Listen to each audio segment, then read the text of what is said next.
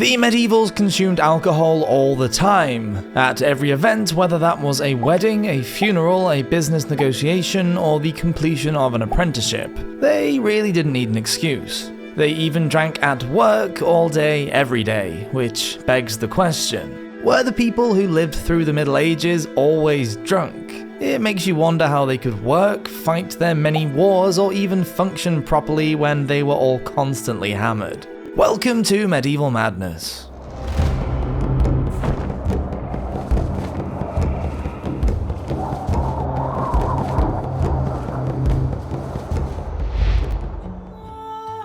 Ale, ale everywhere, but not a drop to drink. By the 14th century, brewing was a common occupation in towns and cities across England. Ale was sold out of houses and on the streets. On market day, alcohol could be bought at stalls in the marketplace, and there was even more brewing and drinking at fair time. The buying and consumption of alcohol was seen as a necessity rather than a luxury. Red wine.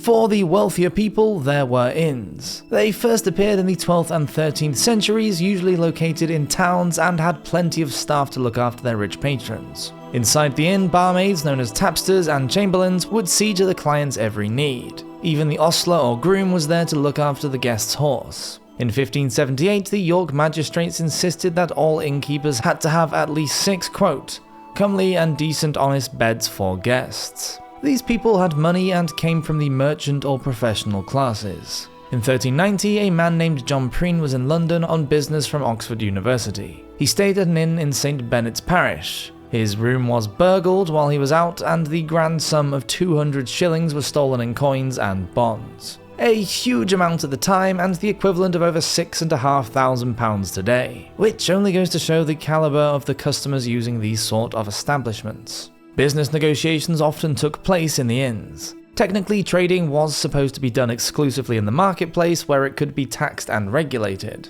However, this didn't stop many from exchanging contracts in the inns and having a celebratory drink afterwards. Most ordinary people couldn't afford to pay for the wine or the lavish meals that were sold in the inns. Taverns came somewhere between the inn and the lowly alehouse. Here, those with a little more money in their pockets could purchase a cup of wine. Taverns were essentially drinking houses for the rich and lovers of good wine, as one pilgrim neatly put it. One tavern on Paternoster Row in London had 2 floors with 30 seats on each story. The Galley on Lombard Street had, quote, 8 tables, seats and trestles, pots and barrels of Rhenish, Gascon and Malmsey wine. In 1330, to try and slow the culture of drinking, King Edward II ruled that no wine under the price of 3p a gallon should be sold because, quote, there be more taverns in the realm than there wont to be.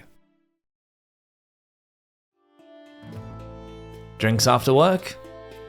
Alehouses, on the other hand, were for the ordinary people. Dank, dark and smelling of stale ale, with rushes strewn across the floor, they were rowdy places full of laughter, tall tales and bawdy songs. They existed simply for the entertainment of the masses and were full to the brim with everyone and anyone, from carters and carpenters to gong farmers and from sailors to strumpets. For the commoners, there were alcoholic alternatives to beer.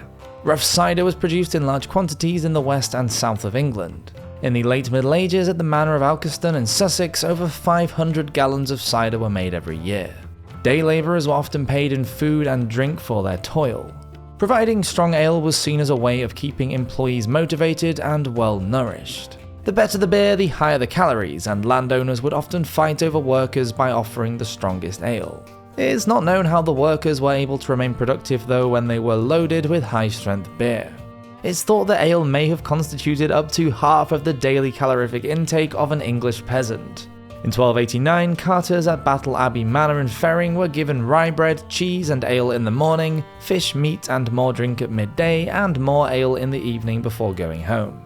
100 years later in Nottingham, some mowers were given pottage, bread, beef, pork, lamb, veal and ale to mow the Lord's meadow. They were allowed to enter the manor another 3 times for a refill of more drink. Then they were given a bucket of ale to take home at the end of their shift. Beer money. Communal activities were always a good excuse for heavy drinking, and on those occasions it was even encouraged. Religious and seasonal festivals like Whitsun, Michaelmas and Hocktide saw the charitable concept of church ale, in some areas called Scot ale or Leet ale. The idea was that people would donate beer or the ingredients to brew a batch of ale and then buy it back by the cupful. It was a way of raising funds, sometimes as charitable donations to the poor. In Wiltshire during the 13th century at the Deverills, the Scot ale went on for 3 days.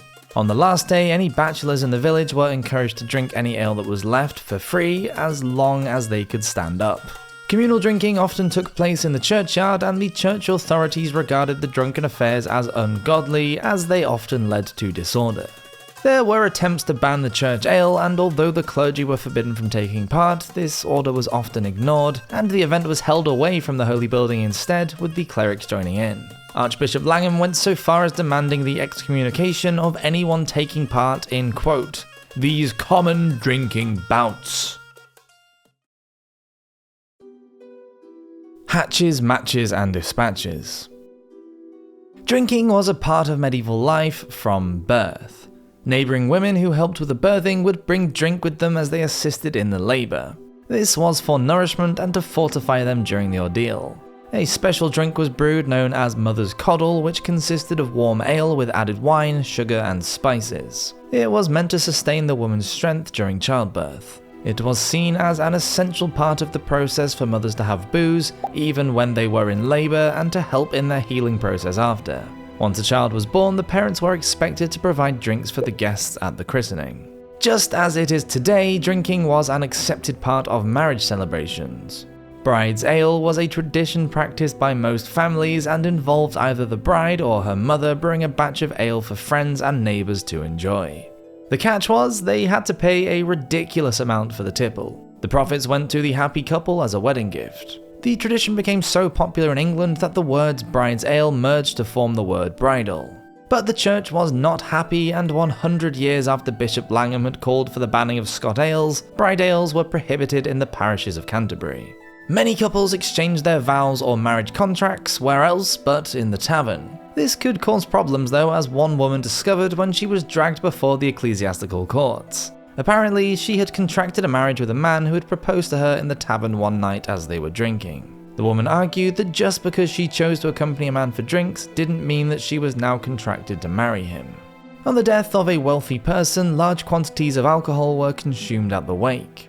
In 1319, at the funeral of the Bishop of Winchester in Suffolk, London, 1,100 gallons of ale were consumed. People would often leave instructions in their will that drink had to be given to the poor on the expectation that they would then pray for the soul of the departed. When the will of Stephen Thomas of Lee in Essex was read out in 1417, he had stipulated that, quote, 10 bushels of malt should be brewed after his death so that every poor man might have a gallon of ale. Some wills also made provision of alcohol for their loved ones. For example, a widow might be provided with a certain quantity of wine for the rest of her life.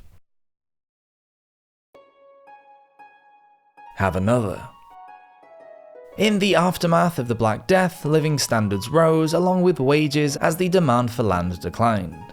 There were too many jobs available and not enough people to fill the vacancies. Many abandoned their villages and migrated to the towns and cities. By the beginning of the 15th century, a craftsman in the south of England was able to buy 4 gallons of good ale with a day's wages. That's 3 times the amount he would have been able to purchase 100 years previously. The poorer villagers and townspeople, who probably drank buttermilk or water from wells and springs because they could not find the money for beer, were now able to afford it, and more people than ever were drinking alcohol. This caused Sir John Fortescue to now remark that the English peasantry drank no water unless it be for devotion. The demon drink. Just as it does today, too much alcohol could lead to accidents, trouble, aggression, fights, and even murders. Many towns imposed a curfew on their citizens to prevent people from falling into rivers and getting into brawls. Making it home was no guarantee of safety either when someone was badly intoxicated. Like one man from Oxford named John Astol, who was very drunk and died after dinner sitting to eat with a knife in his hand, when he not only fell asleep but also fell on the knife and was wounded around the navel. Henry de Stodley also died by falling on his knife when he was drunk and stumbled in his bedchamber.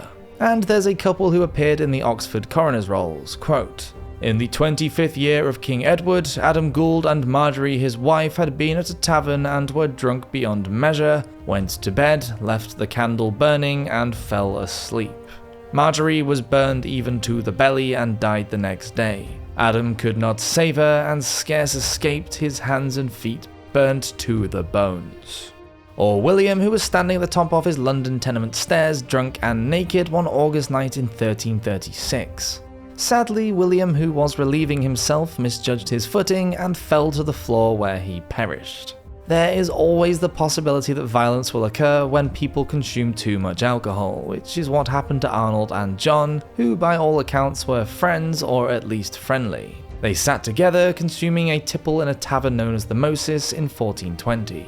It wasn't long before resentment flared, and because of the alcohol, Arnold was more than a little rude about John's concubine.